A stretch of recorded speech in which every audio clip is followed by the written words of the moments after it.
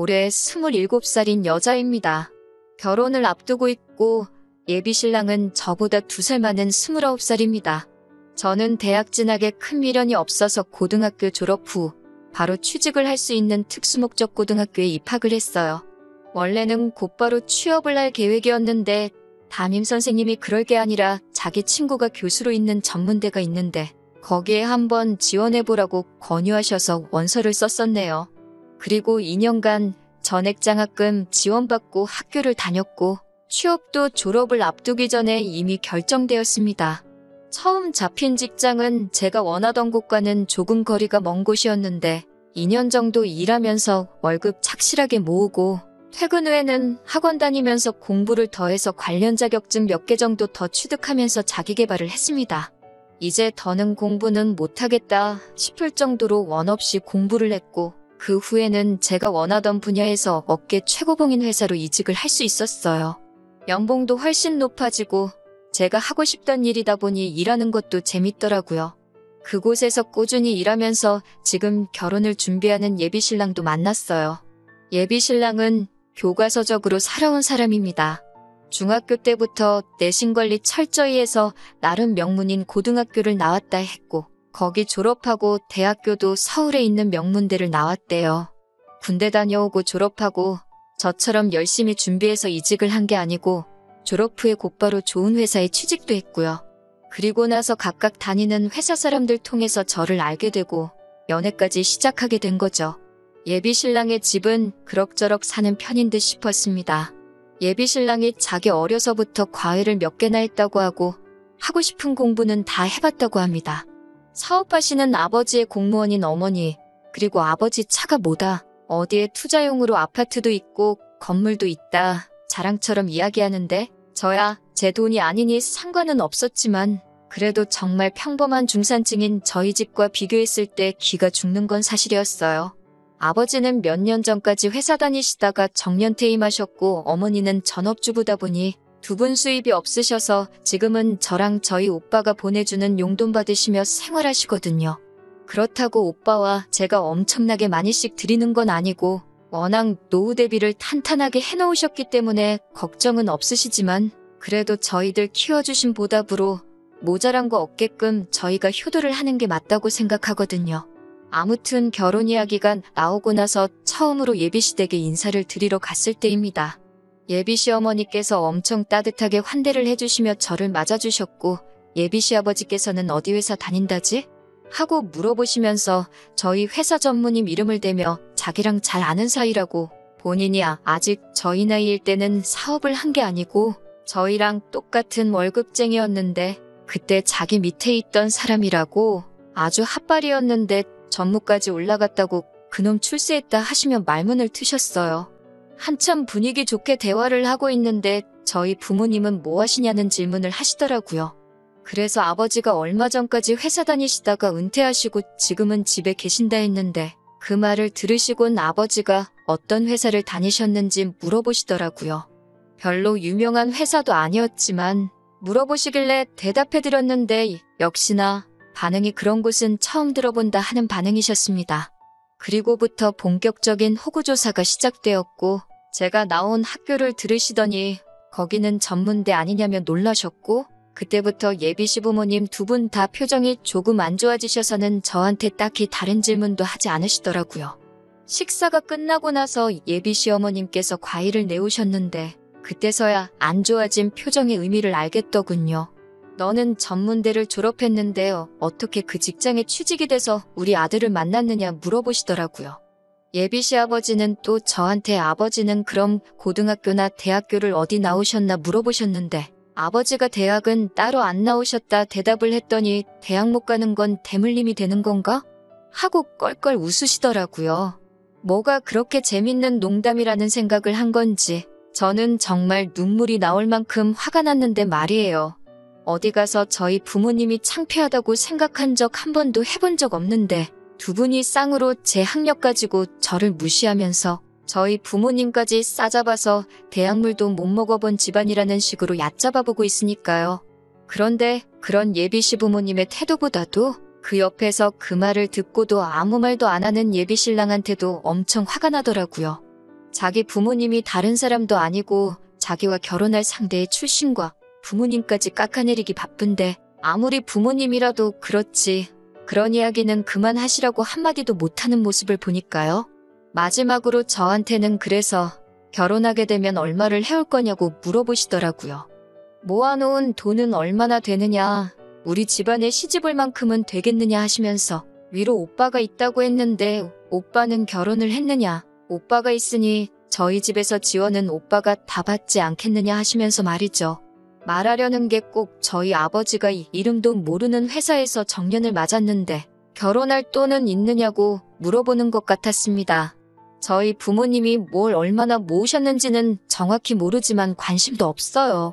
저도 그렇고 오빠도 그렇고 부모님 지원 안 받고 결혼할 계획이었어요. 그리고 저 남들보다 빨리 사회생활 시작해서 남 부끄럽지 않게 공부도 열심히 했고 지금 다니는 회사에서 월급도 괜찮게 받으며 그동안 모아놓은 돈이 1억이 있거든요. 돈이 많다는 기준은 사람마다 다르겠지만 그 정도면 잘 모았다고 생각까지 하고요. 예비신랑 집에서 나오고 어디 가서 저녁이나 같이 먹자는 예비신랑 뒤로 하고 기분 나빠서 혼자 집으로 왔네요. 예비신랑과 결혼하기로 결심한 건 절대 그 사람 집안 보고 정한 거 아니거든요. 그냥 적당히 비슷한 직장 다니면서 이 사람이라면 평범하게 행복하게 살 수 있겠다 싶어서 정한 건데 저랑 둘만 있을 때는 저한테 엄청 잘하지만 가족들하고 있을 때는 저보다 가족이 먼저였다는 걸 이제야 처음 알았네요. 오래 만나서 정이 들기는 했는데 어떻게 해야 하는지 참 고민이에요. 제가 저런 말 듣고도 계속 결혼을 하려고 한다면 제가 정말 속도 없는 사람인 거겠죠? 헤어져야 하는 건지 아니면 결혼하고 시댁과는 거리를 두고 살자고 부탁을 해야 하는 건지 참 여러 가지 생각이 드는 밤이네요. 후기 보내드립니다. 얼마 전에 예비신랑 만나서 완전히 끝을 내고 왔습니다. 인사드리러 간 날 이후로 일부러 예비신랑 연락 다 무시하고 씹었어요. 그러다 못 참겠었는지 저희 회사까지 찾아와서 저를 기다리고 있더라고요. 회사 근처 조용한 식당에 가서 자리를 잡았어요. 예비신랑도 완전 눈치가 없는 모질이는 아니었는지 혹시 자기 부모님 만난 날에 오고 간 대화 때문에 자기 연락을 씹은 거냐며 묻더라고요. 저는 딱히 그게 맞는 말이다, 틀린 말이다 해명하지 않고 조용히 있었네요. 역시 그것 때문에 그런 거냐며 그런 거면 조금 실망이라고? 어른이 하신 얘긴데 벌써부터 그런 걸로 서운해하면 안 된다고 하는 거예요. 예비시부모님 대신에 예비신랑한테서 사과를 받고 싶은 마음도 없었지만 뻔뻔한 반응을 보니 욱하더라고요. 그냥 숟가락 내려놓고 나올까 하다가 저도 하고 싶은 말 참은 게 많으니 할 말은 해야겠다 싶어서 그냥 가만히 있었어요. 밥 먹으면서 별다른 이야기가 오고 가지 않았는데 예비신랑은 그게 답답했는지 어디 카페라도 가서 대화 좀 더 하다 가자고 하더라고요. 저녁 때라 그런지 사람도 많이 없었어요. 주변에 듣는 귀도 없는 것 같으니 저도 그때부터는 제가 느낀 감정을 그대로 이야기했어요. 결혼하고 싶지 않다고, 오빠 집에 시집가면 나는 평생 사람 대접 못 받을 것 같다고, 오빠네 어머니는 나를 예비며느리로 인정해주는 것도 아닌 것 같고, 쥐뿔도 없는 주제에 우리 아들 넘보는 가당치도 않은 여자로 보는 것 같다고, 그런 대우 받으면서 살고 싶지 않으니 결혼은 없던 일로 하자고요. 예비신랑은 제 말에 뭔가 뉘우치는 표정이 아니라 아주 일그러진 표정으로 저한테 씩씩대더라고요. 자리에서 벌떡 일어나더니 씩씩대면서 제 팔을 잡아 끌고 차에 태웠어요.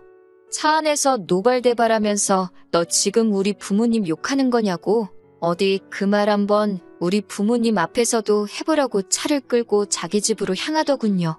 제가 차에서 그만 좀 하라고 내려달라고 하는데도 제 말은 듣지도 않고 차를 달렸어요. 제가 중간에 못 내리게 일부러 더 달리는 게 느껴지니 저도 갑자기 어디 한번 끝을 보자는 오기가 생겨 더는 말하지 않고 집까지 따라갔습니다. 예비신랑이 현관문을 부서져라 쿵 닫으니 시부모님이 그 소리 듣고 놀라서 아들 무슨 일이냐 하고 나오시다가 저를 딱 보더니 또 정색하는 표정으로 바뀌더군요. 제 손목을 잡아 끌던 예비신랑이 두 분 앞으로 저를 패대기 치듯이 밀어버리고 어디 나한테 짓거린 말 다시 한번 해보라고 고래고래 소리를 지르더라고요. 저도 자세 똑바로 고쳐 쓰고 예비신랑 향해서 도끼 눈을 뜨고 있으니 어머님이 어디서 눈을 그렇게 뜨냐면서 악을 지르시더니 어디 한번 우리 아들 앞에서 뭔 말을 했는지 드러나 보자고 제 앞에 팔을 꼬고 서서 서 계셨어요. 아무 말도 안 하고 노려만 보고 있으니 당장 말하라고 소리를 치더군요. 그래서 제가 조곤조곤 하나씩 있는 그대로 말씀드렸습니다. 저는 결혼할 생각 없다고, 헛똑똑이의 겉만 어른 행세하고 있는 수준 떨어지는 사람하고는 결혼 못하겠다고요. 그렇게 말했더니 어머님도 그렇고 아버님도 그렇고 아주 양쪽에서 노발대발하면서 수준이 떨어지긴 뭐가 떨어지냐고, 수준 떨어지는 건 대학도 안 나온 너라면서 어디 배워 처먹지도 못한 것이 우리 아들한테 수준이 떨어진다는 말을 하고 자빠졌냐고 입에 담기 힘든 욕까지 섞어가면서 하더라고요. 온 가족들한테 둘러싸여서 조금 겁이 나기도 했지만 그래도 꾹꾹 견뎌내고 다시 한마디 했습니다. 어머님이 자식 공부에만 신경 써서 그런가, 아주 예의라고는 단 한 번도 배우지도 못한 것 같다고. 학교 어디 나왔냐를 말하는 게 아니라 인품이 아주 수준 떨어진다고 했어요. 제대로 된 가정교육 잘 받았으면 아무리 자기 부모라도 결혼할 상대의 부모를 욕보이고 있을 땐 나서서 한마디 해야 하는 거 아니냐고. 그런데 어머님이 하는 말 들어보니까 어떤 가정교육을 받고 자랐는지 안 봐도 뻔하다고요. 그리고 한마디 더 붙여서, 아, 예의 없는 것도 대물림이 되는 건가? 어머님도 예의가 참 없으신 것 같아서 하는 말이에요. 하고 똑같이 받아쳐줬습니다. 그 말이 끝나자마자 눈앞에 별이 반짝. 예비신랑이 욱해서 제 뺨을 올려붙인 거예요. 저보고 말이 뭐 그따위냐고, 미쳤냐고 하면서요. 제가 예비신랑한테 맞은 뺨을 부여잡고 있으니 어머님도 기세가 등등해서 저런 배워 처먹지도 못한 걸 어디서 데려왔냐고, 저런 거랑 결혼하라고 그 돈 들여서 너 공부시킨 거 아니라고 예비신랑한테 한 소리를 하더라고요. 저는 끝까지 물러서지 않고 한마디 또 했어요. 이거 보라고요. 방금 전까지만 해도 결혼할 여자였을 텐데 수세에 몰리니 손부터 나가는 거 보시라고. 이런 사람을 저도 어떻게 남편이라고 믿고 평생을 함께 하겠냐고요. 저나 저희 부모님 4년째 안 나왔다고 못 배웠다 하셨는데 꼭 좋은 대학 나왔다고 똑똑하고 품위 있는 건 아닌 것 같다고, 두 사람 다 엄청 수준 떨어진다고, 아주 부모나 자식이나 다 똑같다고 한마디 했습니다. 예비신랑이 저한테 다시 다가오길래 이번에도 그냥 뺨을 내어주기 싫어서 제가 먼저 팔을 뻗어서 머리채를 한 움큼 움켜쥐었습니다. 사실 그때 너무 긴장해서 기억은 잘 안 나는데 그렇게 힘을 세게 준 것 같지 않은데 제가 움켜쥐은 머리채가 집은 그대로 뽑아져 나오더라고요. 한 움큼 잡혀있는 머리카락에 저도 깜짝 놀라서 바닥에 던져버렸어요. 바닥에 흙 뿌려진 머리카락을 보니 한참 머리 자르고 있는 미용실 바닥만큼 뽑혔더라고요. 예비신랑이 으악하고 외마디 비명을 지르면서 자기 머리 빠진 걸 보더니 화장실로 달려들어갔고, 어머님은 뒷목 잡고 쓰러지는 척 하더니 금세 저한테 달려들어서 어디 똑같이 당해보라며 제 머리채를 잡으려고 하길래 어머님을 그냥 밀쳐버렸어요. 제가 손대지 말라고 말하지 않았냐고. 저는 똑같이 되갚아준 거니까 너무 화내지 말라 했어요. 그리고 저쪽에 있는 아버님을 향해서 예의를 못 배운 것만 대물림이 되는 줄 알았는데 대머리도 대물림이 되는가 보네요 말하고 앞으로 보는 일 없으면 좋겠다 하고 밖으로 나왔습니다. 나오면서 저 사람 장가보내고 싶으면 치마폭에서 내려놓던가 아니면 평생을 품에 끼고 사시던가 둘 중에 하나만 하라고 말하고 나왔습니다.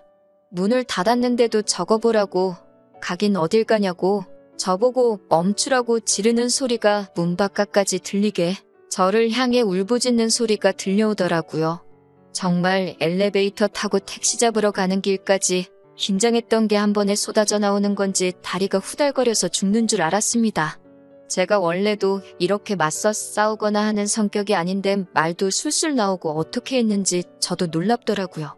긴장이 풀리니까 지나갔던 일들이 하나둘씩 생각나면서 예비신랑이었던 그 자식 머리를 한 움큼 뽑아버린 생각을 하니까 아주 통쾌했어요. 덕분에 아주 꿀잠을 자고 일어났는데 자고 일어나니까 그 자식한테 여러 통의 전화가 와 있고 제가 전화를 안 받았으니 문자로 욕짓거리를 한 다발 보내놨네요. 우리 집에 무슨 짓을 하고 간 건지 아냐면서 앞으로 행동 조심하고 지 눈에 띄지 않게 조심하라고 하더라고요. 그래서 저도 답장 하나 해줬어요. 남은 머리카락이라도 간수하고 싶으면 너야말로 내 눈에 띄지 말라고.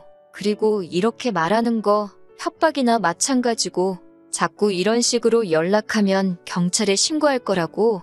진짜 한 번이라도 내 앞에 찾아와선 나한테 뭘 어떻게 하려고 한다면 진정 내가 가진 모든 걸 털어서라도 꼭 너 하나만큼은 콩밥을 먹일 거라고 했어요. 저한테 정말 남아있는 머리라도 한 번 더 뜯길까봐 걱정이 된 건지 아니면 정말 경찰에 잡혀갈까 걱정을 한 건지 제게 한 으름장과는 다르게 회사에도 한 번 찾아오지 않았어요. 온갖 센 척은 했지만 진짜 찾아오면 어떡하나 걱정은 했는데 말뿐이던 그 성격이 새삼스럽게 제가 윽박지른 대로 제 눈에 알아서 띄지 않더군요. 그렇게 몇 주 정도 지났고 더 이상은 나타나지 않을 것 같아 끝내 생각한 것보다는 더 쉽게 안전이별했다는 생각이 들고 며칠을 더 두고 보다가 제 앞에 더 이상 나타나지 않을 거라는 확신이 생겨 이렇게 후기까지 보내게 되었습니다. 다음에 만날 사람은 제 가족도 자기의 가족처럼 따뜻하게 품어줄 수 있는 그런 사람을 만났으면 좋겠네요.